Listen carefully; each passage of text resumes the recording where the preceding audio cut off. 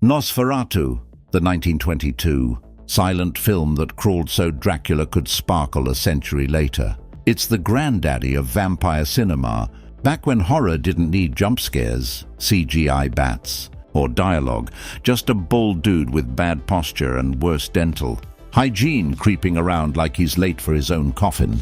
So the plot, if we're being generous, is basically Dracula with the serial numbers filed off. Literally. And the filmmakers didn't get the rights to Bram Stoker's novel, so they changed all the names and hoped no one would notice. Jonathan Harker became Hutter, Count Dracula became Count Orlok, and Transylvania became still weird. It was the 1920s version of fan fiction with extra copyright violation.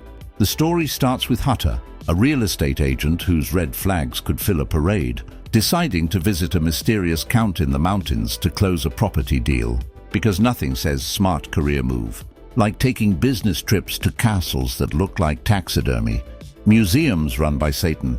His boss is sketchy, his wife is frail, and the villagers are basically screaming, "Don't go!" But of course he goes.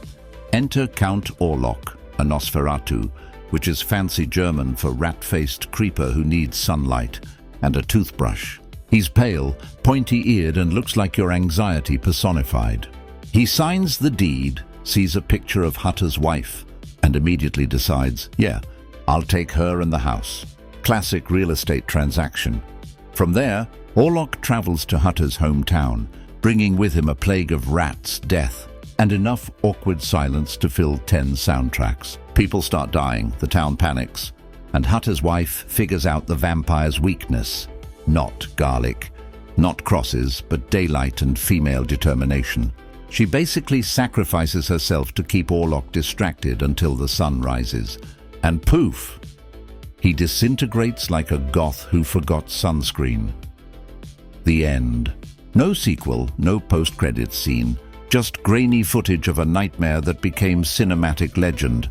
Cynical summary: it's Dracula without permission, dialogue, or good lighting.